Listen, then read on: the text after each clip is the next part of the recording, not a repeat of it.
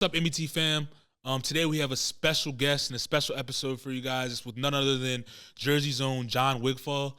John's been making waves in the industry for some time now. He's worked with some of the biggest names in the music industry like Fetty Wap, Meg Thee Stallion, Tsu Surf, to name a few, and helped a lot of up-and-coming acts like Mir Fontaine, Franky Hill, Kam Dela break through in the industry.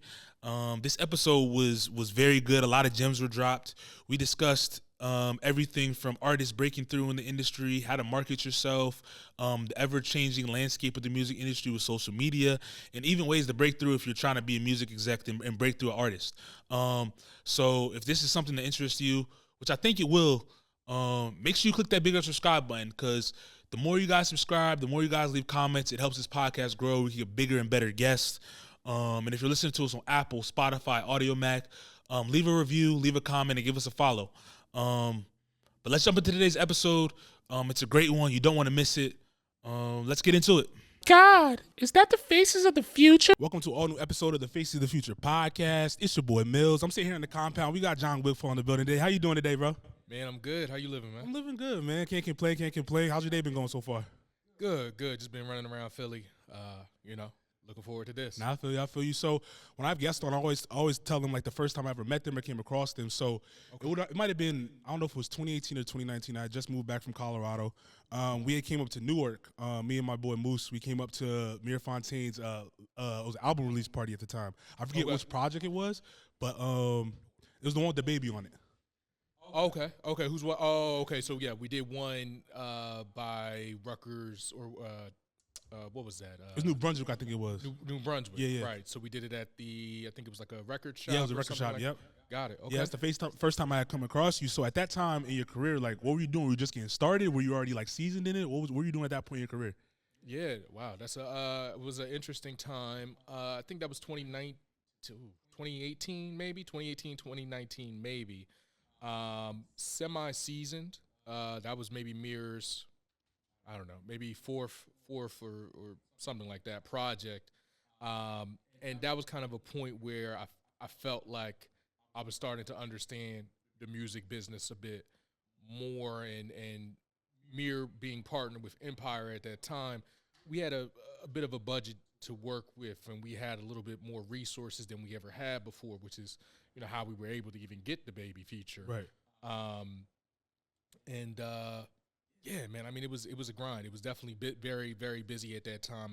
Shortly after we had met, then Mir did, I think, a tour that summer. Yep. So it was just a lot of running around. No, definitely, because I think that same year, that's when I went to.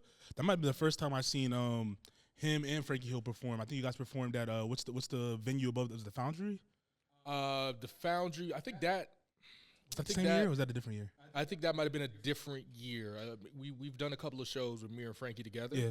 But I think that year might have been I think that was the TLA show. Okay. Year. I think that was when Mir did the TLA, and that was I believe, last stop of that Who's Watching the Kids tour. Okay. So let's go back a little bit. So like, were you always, I guess, driven to be in the music industry and management, like growing up? Tell me what your upbringing was like. What drove you to that direction? I started off as an artist myself. Really? Okay. I never knew. I started off as an artist myself. I was a rapper. I'm not gonna go too much into it because I was trash. So we're not gonna go down that rabbit hole. But what I will say is, it gave me this opportunity to express myself creatively. Right. And I think by the time I got to college, I felt like I kind of plateaued, like right after my freshman year of college, right? I released a music video. I felt like I kind of assembled this team around myself, and it was cool. And then I got to this brick wall. I felt like I kind of told my story, and I didn't have the same passion for it, but I knew I loved music. I knew I loved hip-hop. Even my senior year of high school, I was kind of the kid running around with the camcorder, taking photos and just documenting things. So my original major was journalism. I ended up switching to PR that sophomore year of college. Right. And then around that same time, I'm realizing, okay, I don't want to be an artist, but I want to still be in the business. And, switching to PR made me realize, there's a whole other layer that I can pursue. I don't need to be, in front of the camera. I can just be someone behind the scenes, and I could choose, any million jobs that exist just behind the scenes. So I decided artist management, even though I kind of dabbled with that in high school. It seemed a little bit more clear by my sophomore year of college, and I started looking for talent to manage. So in Syracuse, I know like Syracuse has a good rep for like the journalism, PR, that type of stuff. Like what was that curriculum like learning that? Because I'm not traditionally learning when it comes to the music industry, but like you took courses and stuff. So what was it like going through that and actually learning like the business side and the strategies and stuff like that? So even though I was at a great school, to learn music business, the Bandier program at Syracuse is absolutely amazing. I was a student in Newhouse, which is the communications school. Now, I could have minored in music industry, but my GPA was 0.1 off, right? So I remember getting that email back like, your GPA is 0.1 off. Right. You can't quite mind. And I was like, this is it's crazy, right? But that's college for you. So I ended up just kind of sneaking into some music industry classes anyway, you know, and just trying to soak up as much knowledge as I could. But, I mean, early on, outside of the professionalism that I think PR and the communications curriculum taught me, it was just self-taught, right? It was me just applying this PR and communications knowledge in real time with artists that I was working with while still in college. No, definitely. So like, are you a firm believer like experience is the best teacher of all? Absolutely. That's, you know, and that's anything, right? Like you have to go out there and get that real life experience because you don't know what type of hurdles are going to be thrown at you. You don't know what's going to happen, where you're going to have to pivot, and how are you going to react to that, and knowing yourself well enough, right, to recognize, okay, well, when I face this obstacle next time, this is how I'm going to handle it, right? Music business is going to throw all types of stuff your way, whether it's financial trouble or emotions and just highs and lows, especially if you're an entrepreneur, right? It's difficult to get to that point where your artist or you yourself as the act or band is successful. So you got to know how to weather that storm. Nah, for sure. And you talked about like doing work with Empire and things of that nature, but like starting off, you probably everything was DIY, like do it yourself, trying to figure it out. So what was that process like from that point to actually getting a backing where you could do the stuff you wanted to do without having to like stress and like trying to nitpick and put things together? It's like night and day. Yeah. Like night and day. But what I will say is having to do everything early on as an artist manager, it kind of sharpened my blade, right? Like having to be the photographer, the videographer, editing the content, you know, helping plan the artist schedule, doing all of these different tasks.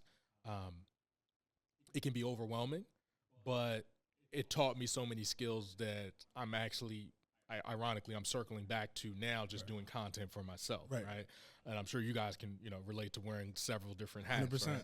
100%. You know, artist managers, you're wearing as many hats as you need, especially, you know, when you believe in the talent. So, so that was, you know, that was it early on of me wearing seven different hats, doing as much as I could, even, you know, once again, like working on cover arts and things that like really were not in my wheelhouse, but just doing my best to learn and figure it out. To then, you know, working with an Empire, or even before that, like a 300, where it's like, okay, now we're sitting down with an A&R, product manager. We're brainstorming. We're figuring these different things out that it used to be maybe just me and the artist, or me and the artist, a close friend. Like, you know, it's developing, right? And that's a good feeling, right? You want to see that someone believes in your journey, believes in the music, this thing that you've been working on, and being able to bounce off ideas and seeing what's feasible. You know, if there's a budget or no budget, even just having people that you can call and listen to, and will listen to you. You know, so a lot of people don't really know like what the process is like to even like approach the label, if you should approach the label. So like from your perspective, like, or one, I want to know like how you guys brought like what you were doing to these labels to get like the opportunity, and then like from your perspective, like, is it always beneficial for you to try to get backing from a label, or to actually just do it yourself because it's more beneficial in the long run? Label search, artist management search, like a lot of, you know, building out your team, finding a lawyer, right? Like a lot of these things are very much dependent on where the artist is in their career, right? So, you know, if you've got 2 streams on Spotify and things are kind of slow for you, maybe you don't need a manager just yet. Right now, maybe you need to figure out branding. You need to figure out consistency for your music.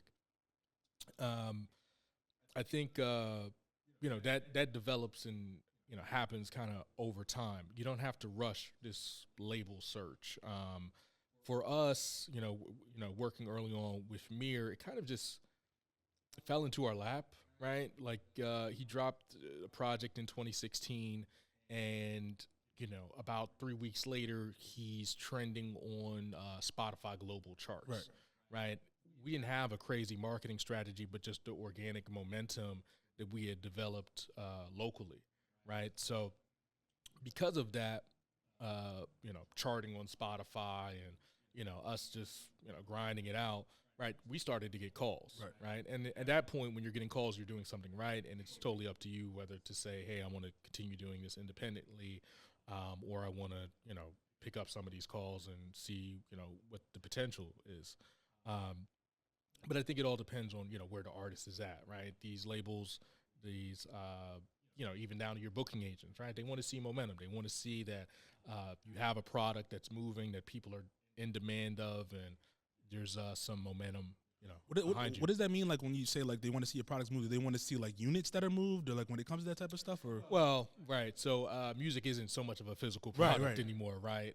It can be, but it's obviously not quite that. It's very much the streaming era. So at that time, it was whether you're charting on like the global charts, Spotify, Apple Music, whatever the case may be, or just simply picking up in streams on Spotify, Apple, whatever the platform is, and they have the technology, labels that is, to very much determine the impact, right? They're able to use their microscope and get a better feel of the impact. Is this a regional thing? Is this a national, a coast, the East Coast thing? Who's listening to this? What's the demographic? What's the actual traction here? Is it organic, as well? So like how has it been for you, like transitioning from like when you first started being a manager, like streaming was just like a new thing. Now it's like it's the end all be all. So like how was that like adjustment for you? It's a good question. I think it's always been we've always been trying to figure out how to play the game, and what does that game look like, right? So I think one thing that I haven't really said on a podcast yet, or in an interview, right, is Mir dropped Down by the River. That's like one of his biggest songs to date. Right there, man. Produced by Kenneth Muse, dropped, I believe, in 2016. I don't even think it was a single, and it was the last song he recorded on that project that pretty much, kind of set him up for like the next almost decade, right? And the song started just organically getting traction, right? I think that was actually the song that was on the Spotify global charts, and of course the song itself was kind of like a play on like this kind of like kid nursery rhyme a little bit, but then also Down by the River. It appealed, like literally metrics showed that it appealed to fans in the South, right? Like by Mississippi River, right? Like literally Mississippi, Missouri, right? So it appealed to this Southern audience. But sorry, I forgot where I was going with that. So Down by the River, Spotify global charts, it appealed to like these different audiences. Sorry, can you remind me the question? No, we're just asking like the transition of from doing when streaming was new until like now, and how you adjusted your strategy and stuff like that. Yeah, so the cheat code, right? Yeah. So at that point, this was like mid-tail end somewhat of the SoundCloud era, right? So we released the project on SoundCloud. Mir was already kind of crushing it on SoundCloud. And then I recognized, right, that, okay, these various demographics are gravitating towards the song, right? So I said, okay, let's switch the genre from rap for this song, Down by the River. Let's switch it to country music, right? Because it's appealing to country Southern audience, right? The song took off on Spotify, on SoundCloud from there. Now, at that time, you would still see a little bit of a trickle down effect, or kind of this permeation from streams from one platform to the other. This is very similar to how people talk about TikTok presently. Like, oh, if you get popping on TikTok, there's a chance that you'll see your numbers increase on both, Apple Music, Spotify. Well, then it was like, okay, well, if you get popping on YouTube, SoundCloud, right, there's a chance that people are going to also, they're going to want to hear your music other places. And that's pretty much what happened for Mir. It's like we switched the genre of the country, and that was kind of like our cheat code in this early streaming era, right? And now the song is top 10 on the country charts for like 2-3 months, right? Getting tens of thousands of streams a week. Presently, I don't know, well over maybe 5 or 6 million streams just on SoundCloud. Yeah. So it's just trying to kind of game the streaming era, because everyone's playing their own game, with it, whether it's they're botting their music or. You've probably heard rumors of like the streaming farms or whatever. How do you feel about that? Like when you're somebody that's actually like you're someone that I can tell you like take time, you pay attention to analytics, metrics, and you maneuver how it's going, as opposed to you see some people like their fan base isn't really a fan base, it's bots, or it's like they're getting playlists, whatever it is. Yeah, I mean, I don't really care what people are doing. Nah, I feel you. I don't really care what people are doing. I think eventually it catches up to you. Yeah. Right. Like, all right. So I've had PR clients in the past, right? I do PR and marketing outside of artist management. Not so much these days, but like I've had clients where we're building an entire campaign, and then halfway through the campaign, I'm looking at a record, and I could tell okay, they went and bought 10,000 streams, or I don't know, 30,000 YouTube views. And, that kind of depreciates the work that I'm doing. And also it's very obvious when artists are doing that, right? So there's one layer of it where it's like, okay, I don't really care. Do what you want to do. But then also, if I'm very much attached to this project, right, it's reputation, right, for you, myself. And, this instant gratification, right, it's fleeting. It's just that. And it's going to kind of sully the moment when you actually get it organically, right?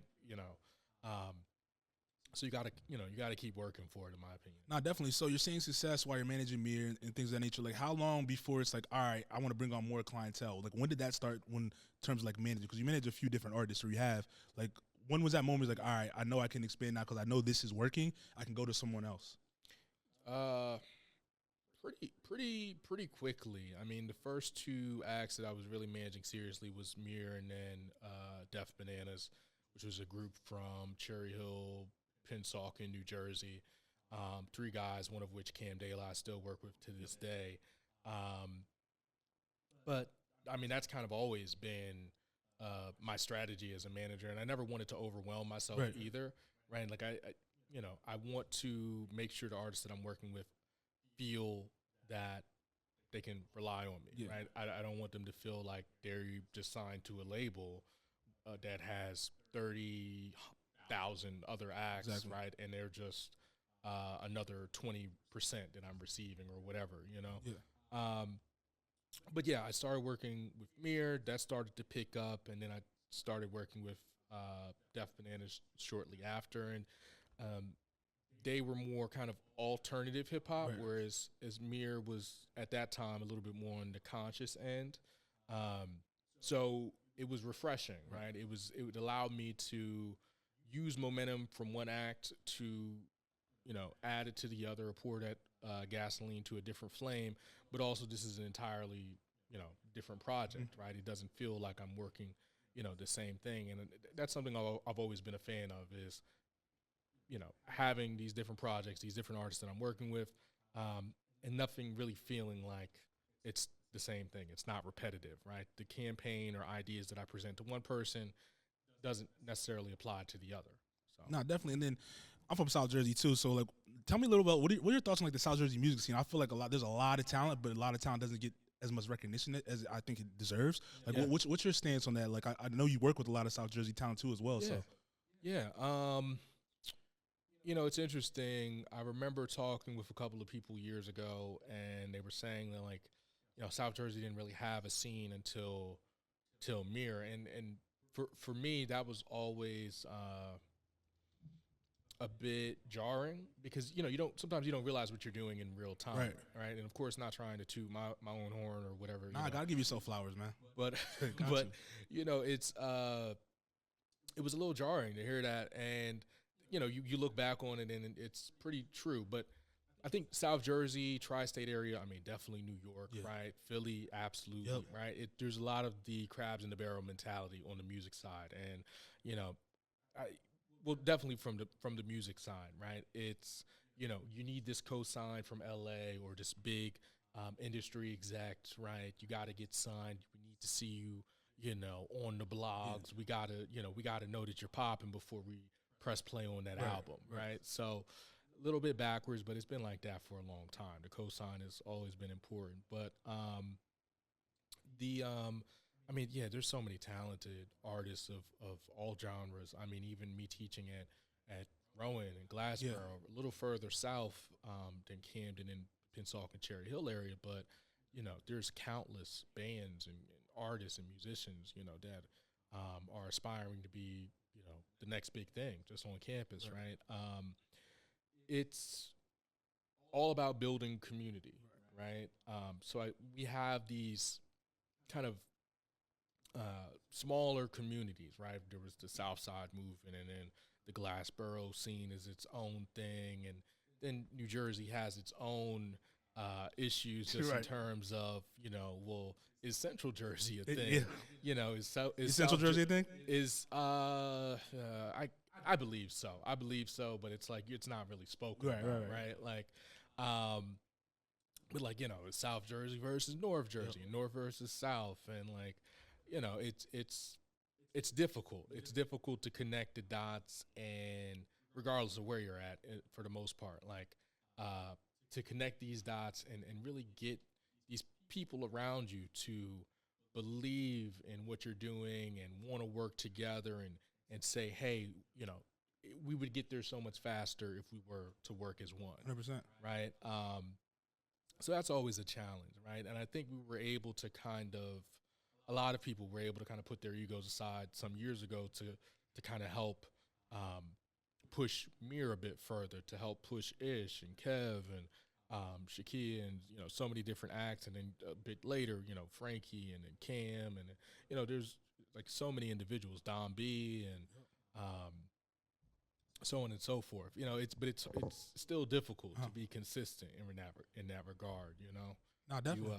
It's easy for the flame to die out 100%. if things aren't going according to plan. Now the same sentiments too. So like you were talking about like teaching at Rowan. How'd you get into that? What made you want to, I guess, teach the youth, the next generation, about what's going on? So it wasn't intentional. Okay. Once again, the opportunity.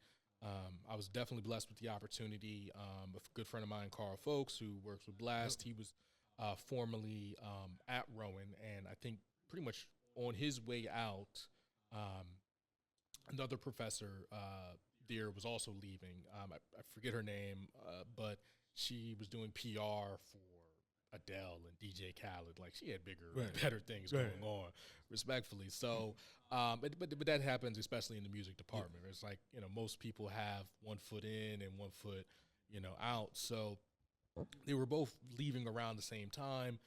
Carl let me know of her position that was opening. She was teaching PR in the music industry, and he, told me, hey, would you be interested in this? And at the time, I'm thinking to myself, I'm probably underqualified, but I would love to take a shot at this and see where it goes. So shortly after I come in, I do an interview. Apparently, I crushed it, and the rest is history. One of the people doing the interview was Mike Mac, who manages DJ Active. Okay. He's also, I believe, vice president A&R at 300, and overseeing Mary J. Blige record label and a couple other projects. But so he was a big part of my cosign and getting me hired there as well, which I'm thankful for. I never foresaw myself becoming a teacher, let alone a professor. Right. But I've loved every bit of the experience the last 5 years. So what goes into like prepping, like what's like goes into like your mindset? Like, this is the stuff that I think they should know about or they need to know about, whether it's in the curriculum or just stuff that you've learned through your experiences. Yeah. So Well, I teach PR in the music industry, and then I teach the hip hop culture course. I was given a pretty much a blueprint for both courses, right? From week 1 to week like 15, right? But of course, over the last 5 years, I've been filling in, the dots and the blanks, and just kind of adding my own flavor to some of the lectures. I think with for example, the PR course, right? The PR course, I make sure to touch on the basics from branding to writing, right? They do quite a bit of writing in that class, from the biography to drafting their own press releases to pretty much coming up with a full PR campaign for their client, right? So these are students that are, in most cases, working with other students or aspiring musicians, and they're responsible for this individual, right? They're responsible for calling them, for texting them, setting up meetings, and kind of letting me know along the way, how's it going? You know, what are the highs, what are the lows? Is your client responding to you, right? Are they going ghost? I've had that happen. But they're getting to know this individual or band that they're working with, and, really digging deep into what their story is and how they want to be presented to the world. So they take it pretty serious. So when it comes to, like, because you say you teach hip hop too, like, what are your thoughts on, like, the climate of hip hop right now in terms of, like, the music that's being output? Because, like we mentioned, like, TikTok, social media, it's like it's hard to, a lot of talent now, they try to keep up what's going on. They try to put out as quick as they can because, content's coming at a fast rate. Like, how would you approach today's, I guess, game when it comes to, like, hip hop or just music in general? When it comes to, like, I guess, artists trying to put out content, should it be microwaved the way a lot of people are trying to do it, or do you think they should just put it out based on when they feel their product is ready? So I don't believe in holding on to a product, like holding on to the music, right, but for so long, right? Because what you may have recorded in 2024, by 2026, this might sound dated, right? Maybe even by fall 2025, right? So you don't want to hold on to the music for so long, right? You should get comfortable with releasing that music out into the world, right? Now, of course, some artists just are simply not ready for it, but you want to kind of navigate through that, right? You want to try to beat that and get to that destination of comfortably releasing your music to the world, because it's important, right? And consistency is important in this climate of, the audience is tougher than it's ever been, right? It's difficult to catch that traffic, to catch that traction as a musician when you have, anywhere from 5,000, 10,000, however many songs being released a day, right? I saw one report of like 60,000 songs getting released in a day, and it's, you're trying to cut through that clutter, right? And you can only do so by being consistent. Now, you have to figure out what consistency looks like for you as, an artist, a band, and then also within whatever genre of music that you're operating in. Is it a weekly release? Is it a bi-weekly release? Is it a monthly release? Okay. And then what supporting content will be around this release? Are you doing short form? Are you doing music videos for everything? Are you, is TikTok a part of this strategy? Do you, is your audience on TikTok? Are you appealing to perhaps an older audience, and maybe you need to double down on Facebook, right? Like, these are just some of the questions that you have to ask yourself as an artist these days, because it is. I don't know. I want to argue that it's more challenging than it's ever been, while we do have more resources than we've ever had, right? So it's like, even though there's more resources, you're still, once again, cutting through this clutter. And, we also all know when we're being sold something, right? I preach that often in my PR class because, we're used to seeing ads, right? And we're also quick to press skip immediately, right? So, being able to find that middle ground as a musician, how can I promote my music consistently without my audience feeling like I'm trying to sell them something every week, every day, I think, one of the biggest pluses of social media is we have this opportunity to show ourselves, right? To be ourselves, to give the audience something else other than, this T-shirt, this new song, this new album, telling them to purchase everything. no, I can show you the BTS of my day. I can, show you, what went into writing the lyrics for this particular song. This traumatic event inspired me. Right. Inspired this album, inspired this merch drop, right? So now we can add this personal touch that maybe didn't exist before, and you got to lean into that, right? We want to know that we're investing in humans, not just a robot or a machine. Not for sure. And then with that being said, like, the whole TikTok thing where it was banned for a little bit when Trump had get it in the office. But you also see like artists like LaRussell or like Ryan Leslie who do direct to consumer. Do you think D2C is going to be a big thing coming into the future of music? I hope so.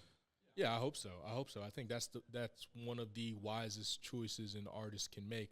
Now, with that being said, it is a difficult road to travel down, right? Understanding that, okay, I'm going to do this, pretty much 99% by myself, right? And most artists struggle with funding, right? So it's, that's going to be a big hiccup for many as they're kind of navigating direct to consumer. But, being able to potentially cut out streaming platforms and say, hey, just go to my website and download, right? If you look at the trend, right? If we just look at, hip hop in particular, how many artists have we seen just in the last, 2 to maybe even 3 years, right? Being signed to major labels, leaving that major label, right? And either going direct to consumer or just simply seemingly being happier, now that they're kind of away from whatever major label system, right? Now, of course, that major label helped propel their career to being a household name. But being a household name, of course, doesn't necessarily mean that you're satisfied with the number in your bank account. Exactly. So, I think I would encourage artists, if you can go to direct to consumer, figure it out, make that website, make your own channels, that one-stop shop. It could pay off in the long run. For sure, I agree with that 100%. And then I know you said you're getting back into your content bag. So yeah, what's it been like for you? Because you've been behind the scenes for a while, and now I saw a few posts that you posted on your social. Saying it was a little different, not challenging, but it was different because you're going to. So what's that been like for you? Yeah, it's given me an opportunity to practice what I've been preaching, right? To tell artists, hey, you need to make content. You need to make content. You need to be active on reels or shorts or whatever the case may be. And then for me to now go into my classroom, set up a tripod, set up a camera. I had my boys, A-Rod and G. A-Rod, who's an incredible photographer and videographer from Pennsauken, and G doing his behind the scenes as he's a guest speaker for my lecture. And they're just watching me set up the tripod and get everything ready for my behind-the-scenes content. And I'm just like, I got 2 photographers in the room, and yet I'm working the hardest. Right. Like, this is crazy. But it's been a challenge. I think the most difficult part for me right now is editing, right? Being consistent with the editing, right? Yeah. Like, I'm doing really good with shooting my own content, and then it just sits on my computer for like a week or 2 weeks, and I'm like, what the hell am I doing? Yeah, I know how that goes, man. Yeah. So that's the biggest challenge, but I love it, right? It's fulfilling because once again, I'm practicing what I'm preaching, right. And as you just touched on, right, I'm allowing people to see a different side of me. Same with the music, right? Yeah. Like I'll tell one of my artists, hey, post the album cover, post that music video again. There's always going to be someone that doesn't know what you released, what you did. Could have came out 3 years ago. Somebody, one of your 1,000 to 10,000, 100,000 followers, they missed this song. 100%. They missed this video. Sure enough, you're always going to see a comment. When did this drop? Yeah. And it's, the artists can easily get frustrated by that, or they can look at that as an opportunity to start a conversation. And that's kind of what I've been doing, right? It's like I posted the professor content, the teaching content. I'm getting comments like, oh, I had no idea that you're teaching. I had no idea you're teaching hip-hop. That's cool, right? So now I get to educate people on my own journey, right? Because, of course, I've spent a lot of time promoting others. Now I get to do a little bit more of that for myself. Do you ever plan on, like, in the future dropping, like, the full lectures, like, anywhere?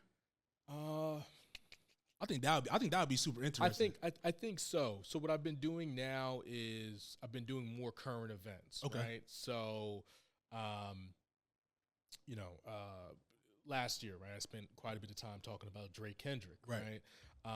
So I've been doing more current events, more timely subjects. I'll start the lecture off with whatever's timely, and whether it's Grammys or even the Super Bowl.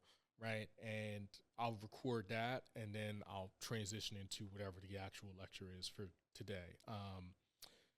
I don't know if I'm gonna ever record the full lecture. I feel like I want to always preserve that for the students in the class. For sure, that makes sense. But I definitely am going to continue to document like some of the more timely stuff, or even just debates that we have, during the class. So you talked about the Drake and Kendrick. I want to touch on that real quick. Like, Yeah. what was your thoughts of what did you think about like that sparring between them? I know they're two different types of artists. You have an artist like Drake, he drops consistently, and you have an artist like Kendrick who drops like once every couple years when it comes to projects. Like, what do you think about their methods and being two megastars and operating in different ways, and then just the back and forth that they had in general? I think the back and forth was probably one of the healthiest things that could have happened for hip hop. Right. These two juggernauts, Goliath and Goliath, right, going head to head, and sparring, right. It was kind of like 10 years or probably more in the making, right. I think it was great just for the sport of hip hop, right. I think we haven't really seen anything like that. Ironically, I guess maybe Push versus Drake or Drake versus Meek. Trying to think of like another big rap beef. Yeah, like recent, like we can't really think. The only like big thing that we talked about on the pod that maybe compared to that in terms of, it's not even in our generation, probably like a Nas and Jay when they went back in. That's probably like the only to the magnitude. I can't think of any other one that's been that big. Yeah, and I can't really think of another one. But no, I think it was just great for the sport of hip hop, and I think also, arguably great for the music industry as a whole. Obviously, maybe great, not so great for Drake in particular, right? But most of 2024, he was still one of Spotify's most streamed artists, right? So how much did it really affect him? It was more of a blow from a PR perspective than probably it hurt his pockets, right? But I don't know. Maybe he did lose brands, just because of some of the content of Kendrick's lyrics throughout the disses. But I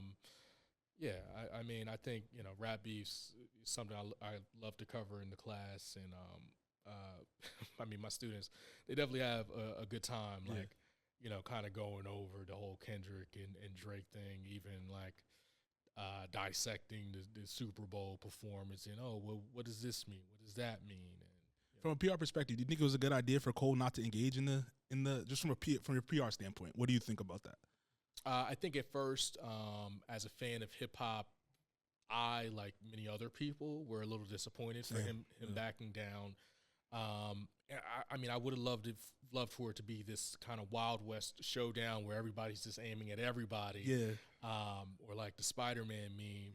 But I think we look at Cole now, and it kind of made sense for him to kind of step the other direction, because from what I can imagine, right, from me being this fan of J. Cole, I would say that he probably just wanted to be in the greatest conversation, but I think maybe at a certain point he felt a little bit more comfortable not engaging to that extent, right? Like, he was pretty honest at that Dreamville show, and once again, he got clowned for it, he got kicked under the bus and everything else, but I think his fans are his fans.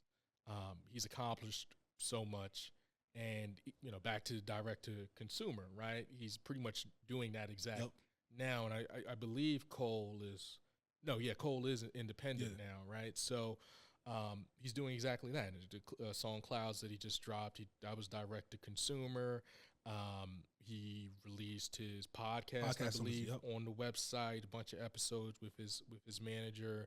I think he's you know, I guess pun intended, providing, you know, his own blueprint, right, of how to do this kind of independent major. And he's not the only example, right? Of course, I think you just mentioned Russell not too long ago, but you know, once again, just I don't knock Cole. Nah, for sure. Yeah, I was just curious from your perspective. Yeah, what you thought about that. So let's move along a little bit. Tell me a little bit about Finding Joy. Did you recently just like found that as like a company or what? Tell me a little bit more about that. Yeah, so I founded Finding Joy in I want to say maybe fall 2023. Okay, I think it was 2023. I don't think I really went public until like or maybe even 2022. I don't even know, these years since COVID. Everything blends. Yeah, everything after 2020 is like a blur, right? Yeah. But anyway, yeah, I founded it. I think I went public around 2023, 2024, early 2024-ish.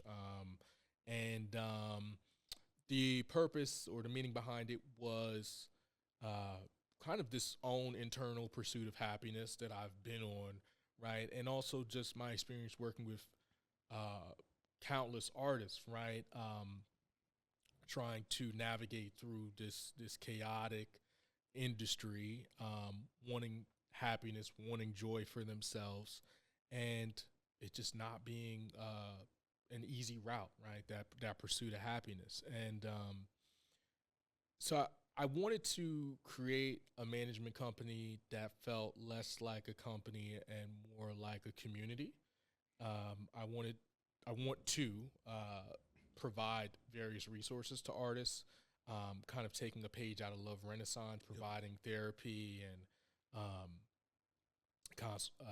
consultations to artists, really just being for them emotionally and spiritually, and not just focusing so much on, hey, create content because we got to go viral tomorrow, you know, or, you know, hey, you know, we need the album yesterday. What's the holdup? Not knowing the holdup is, you know, you've been crying, or, you know, you lost a member of your family and it's slowing the creative process down, right? So I wanted just I wanted a community, a company, whatever, that just had more of that personal human touch. And I wanted artists to immediately recognize that from the name or title. For sure. So who's currently like on the roster that you have? So right now it's Next Youngin and Kam Dela. Okay. I still am pretty close to Mir and Franky, and even collaborate. Most of the roster, we kind of just recently went our separate ways, mostly because I've realized that I don't quite have the same time and bandwidth for artist management, right? And I think that was a very honest conversation that I had to have with myself, and transparent conversation I had to have with myself, and saying that, hey, I don't really have the time, and I don't want to hold you up either, right? Like, and that's something that I've always been against, right? Is, you know, if I ever felt like I got to a point in the road where, you know, I met my capacity or met my bandwidth, then I'd rather, you know, part ways amicably than, you know, say, you know, we got to finish out this term. Nah, for sure. That's good though, because, you know, a lot of people put their ego in the way. It's like, nah, I still want to do this. I started with you, X, Y, and Z, and it's like, it's a good that I think that's, like you said, super beneficial for both sides. That just have the honest conversation. You can split the way you need to split. It's like there's no bad blood, but it's like, all right, I'm letting you know that if I could work with you, I would, but I don't have the time frame. So I think that's honorable to do for sure. No, I mean, you know, we're still on good terms with everybody I've worked with, and still sending opportunities. Yeah, you know, sure.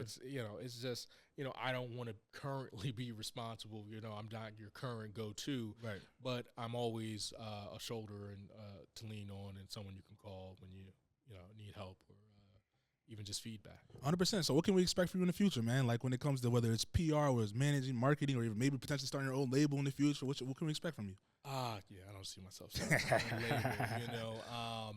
But I don't know, more content for myself. Okay. You know, more you know, kind of unlifting this veil of me teaching and the various topics and subjects that I cover in my classes, from, you know, whether it's, you know, freaking conversations around Cool Herc and Bombada to, what Uzi Vert was wearing on a red carpet, right? I like to have fun with the classes, and I want my audience and really the rest of the world to kind of peek into what I'm doing on that front. Outside of that, I'm kind of in the midst of celebrating 5 years of teaching at Rowan. So Congratulations. Thank you. I plan to host some type of event this year. I don't know when. I don't entirely know where, but it may very well end up being on Rowan's campus in Glassboro. But just booking some of the talent, some of the names that we've already mentioned, as we spoke, to just pop out, perform, have some of my favorite DJs spin as well. So, of course, I'll keep you guys on the loop on that. So definitely. Well, we appreciate you pulling up. Thank you. Let the listeners know where we can find you, social media, that type of stuff. Yeah. I'm on social media, Instagram, X, takecare.Jon. I don't really have nothing, no crazy platforms, but I'm easy to connect with. Well, they can follow you to get that education that you're giving off, though. So them Yeah, gems, man. So that's always good. Man. Well, we appreciate you pulling up. That's all I got for this episode of the Face of the Future podcast. It's your boy Mills. Future?